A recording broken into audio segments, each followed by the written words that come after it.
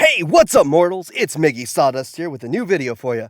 Welcome to the season finale of What If Deku Was Trained by Aizawa. Just wanted to greet you all by just saying sit back and relax. You're in for a treat. Let's get started. Aizawa walked into Class 1A, surprised to see that his students were seated and quiet. Good.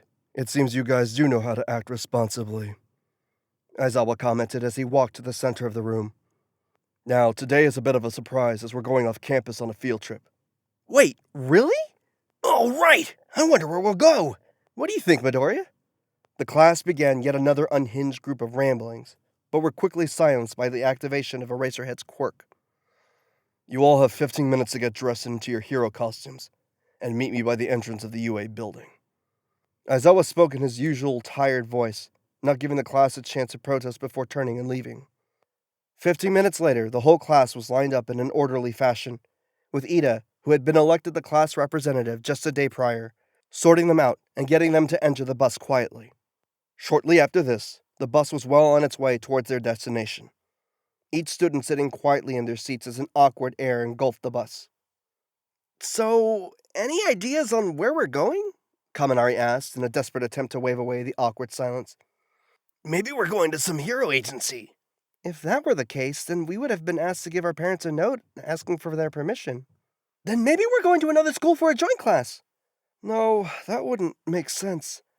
Maybe we're going to some kind of training camp? Slowly, a conversation picked up as most of the students began to chime in on the possibilities of where they would be headed.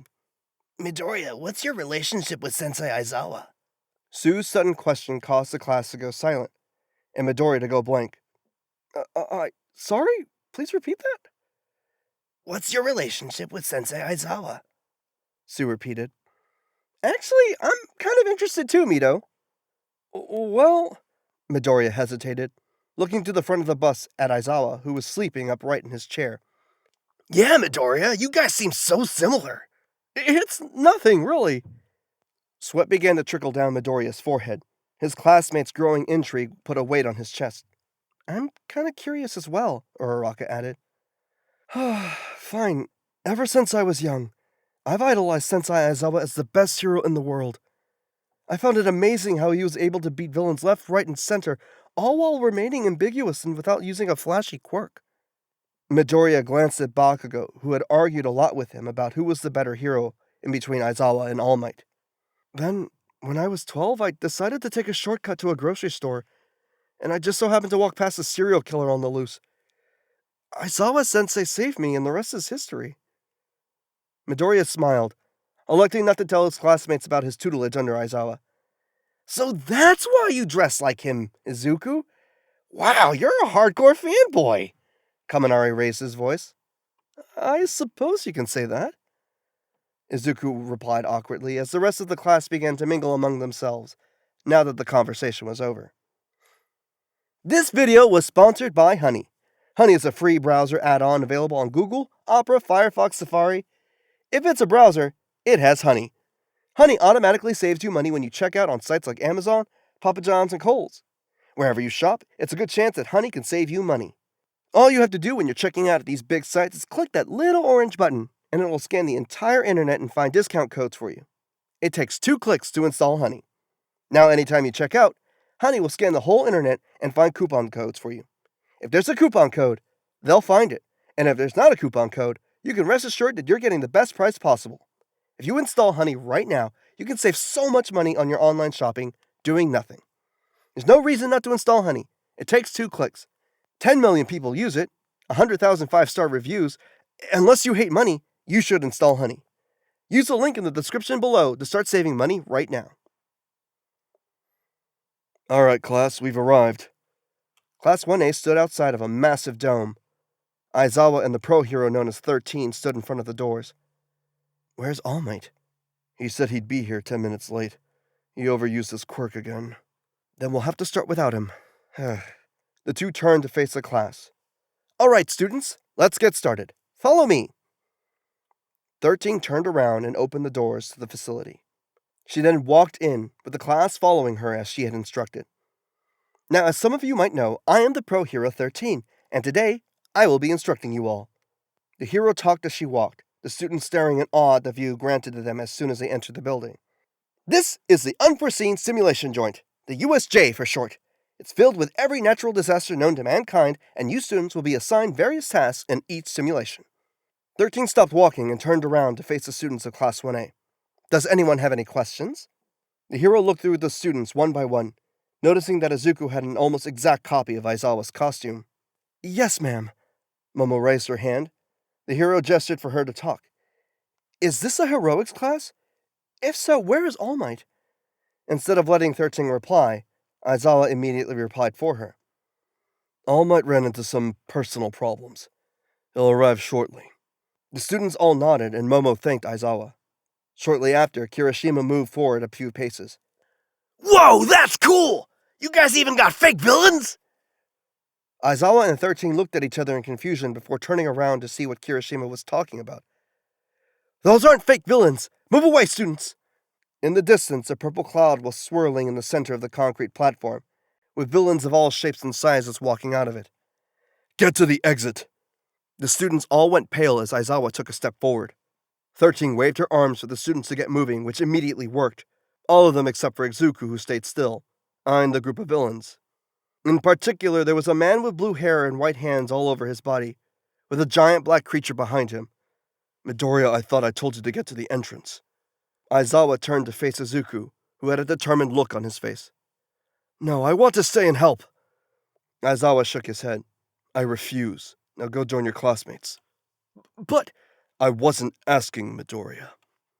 Aizawa's eyes met with Izuku, and immediately chills went up and down Izuku's spine. His heartbeat tensed, and suddenly Aizawa felt 10 times bigger. Yes, Sensei Aizawa. Izuku hesitantly turned around and began to run after his classmates, who had just about reached the entrance. Kuragiri, the blue-haired villain started. I understand. The purple mist suddenly vanished and reappeared in front of the students, blocking them from the entrance. Get out of our way! Bakugo yelled as he charged the mist, releasing an explosion from each palm to launch himself into the air before releasing another one aimed at the center of the mist. Yeah! Kirishima followed closely behind, hardening his fists and charging at the villain closely behind Bakugo. Wait! 13 yelled as Bakugo and Kirishima got close to the mist villain. Suddenly the mist spread and engulfed the entirety of Class 1A, leaving them all in darkness. What the? Where are we? Bakugo and Kirishima looked around them, looking at their surroundings that had changed from a flat concrete plain to a collapsing city filled with flames. Most of Class 1A had been spread throughout the USJ, save for Ida, Midoriya, and Ojiro, who all remained at the entrance. Where did everyone go? Ida yelled as the mist dissipated, moving to fight 13, who began to use her quirk to suck it up. Damn it, Aizawa thought as he charged down the stairs towards the villains, meeting them halfway as he immediately began to fight them, making the use of his capture gear and his martial arts to knock them out one by one. Back at the entrance of the USJ, Ida, Midoriya, and Ojiro stared helplessly as the mist villain used 13's quirk against her, severely injuring her in the process. What do we do? Ida exclaimed. He had no idea what had just happened. Too much was going on at once. I think we should call for help. Midoriya's eyes darted left to right. He had no idea what to do. His heart's pace began to pick up as he stared down at the mist villain. Ida, Sensei Aizawa said that All Might should arrive shortly after us. If you can get out of here and meet him halfway, then he can get here quicker. Taking a step forward, Izuku stepped in between Ida and the mist villain. But I can't just leave, Ida protested. More villains were coming out of the mist, and were now approaching Ida, Ojiro, and Izuku. Just leave! One less classmate here won't make a difference. We need All Might and fast!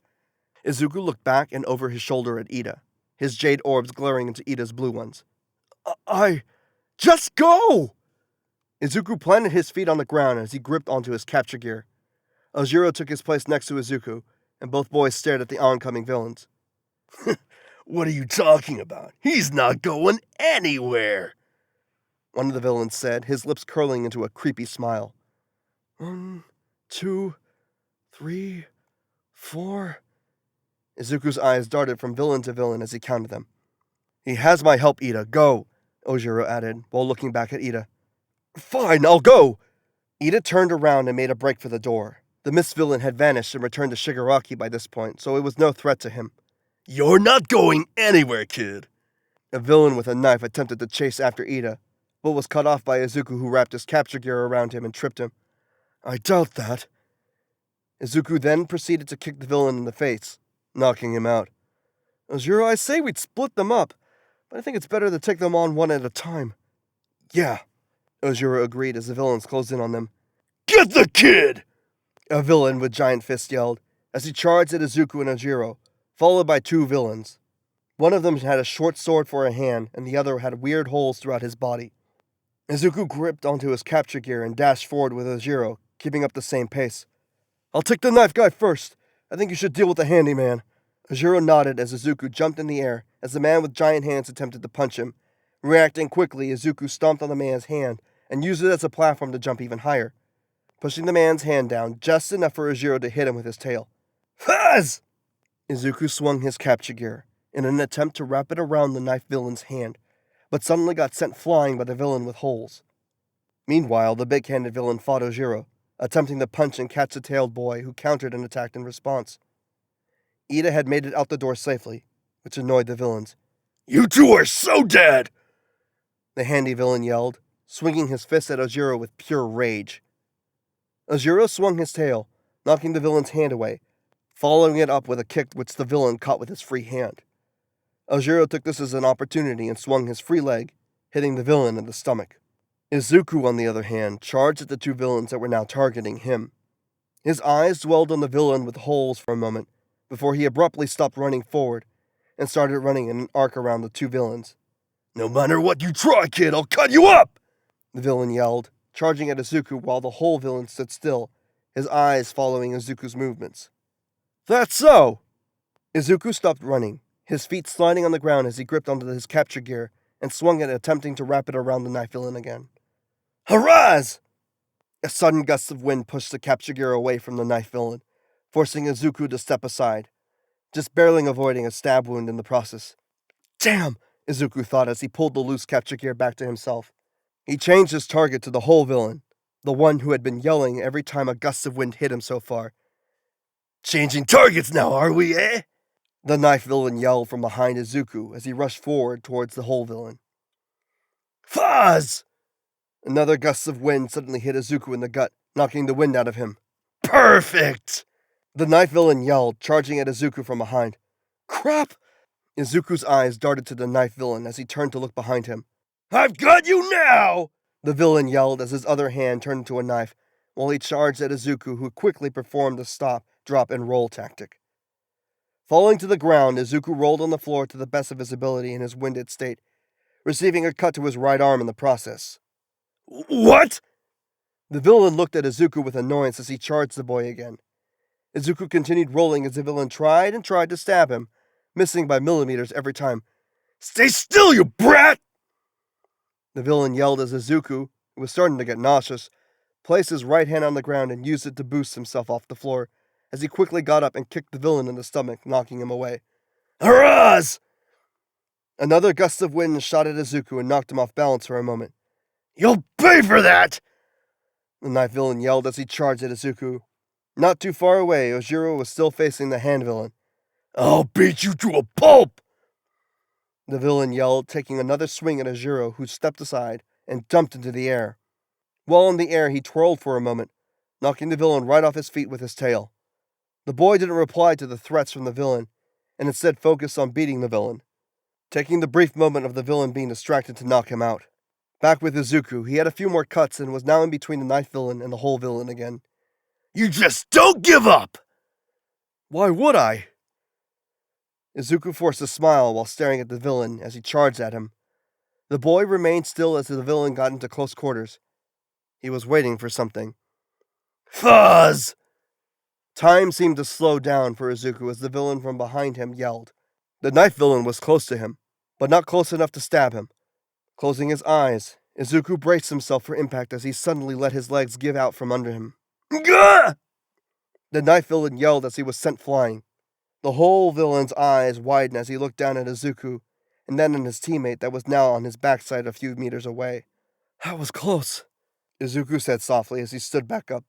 His nose was now bloody, but the fall had woken him up. The whole villain began to talk when suddenly a large gust of wind knocked the doors to the USJ open, knocking the villains completely over, rendering them unconscious.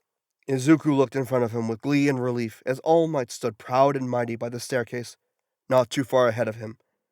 "Do not fear, for I am here!" All Might yelled, alerting everybody in the USJ. The number one hero stared down at the group of villains at the base of the staircase. All of them save for the blue-haired villain and the giant black creature had been defeated by Aizawa, who was now pinned to the ground. All Might dashed forward as everything suddenly became blurry to Izuku. His eyes narrowed as he took a brief step forward, his legs actually giving out from under him. "Midoriya!" Ojiro yelled as he caught Izuku, repeatedly yelling the boy's name until he fell unconscious. "How's he doing?" Izuku faintly heard Aizawa's voice as his consciousness returned to him. "He has a concussion, and is a bit drained, but he's completely fine now," Recovery Girl responded as Izuku opened his eyes and looked around him. "It's a good thing that Ojiro brought him back when he did, or else Izuku would have died from the poison." "Poison?" Izuku whispered softly, alerting Recovery Girl and Aizawa to his awakening. "Yeah, kid, that knife guy had a poison lace on his knife. You're lucky it only kicked in after All Might arrived." Aizawa wasn't showing it, but he was relieved to see his student awake and well. He was one bed over from Izuku, covered in bandages for the most part. How is everyone?" "They're fine," Aizawa said softly, causing Izuku to smile. "I'm glad." Izuku closed his eyes and let his smile run free for a short while. Thank you all for sticking around, and I hope you enjoyed that last episode of What If Deku Was Trained by Aizawa. Before you leave, we'd just like to let you know that We the Celestials has many other channels for your entertainment and viewing purposes. All the information you'll need is right below here in the description, so feel free to check out all the other incredible projects our team creates. Secondly, on behalf of We the Celestials, I'd like to thank everyone involved in the production of today's awesome content. Their details will be in the description below. That's all for today's video, so goodbye and have a divine day.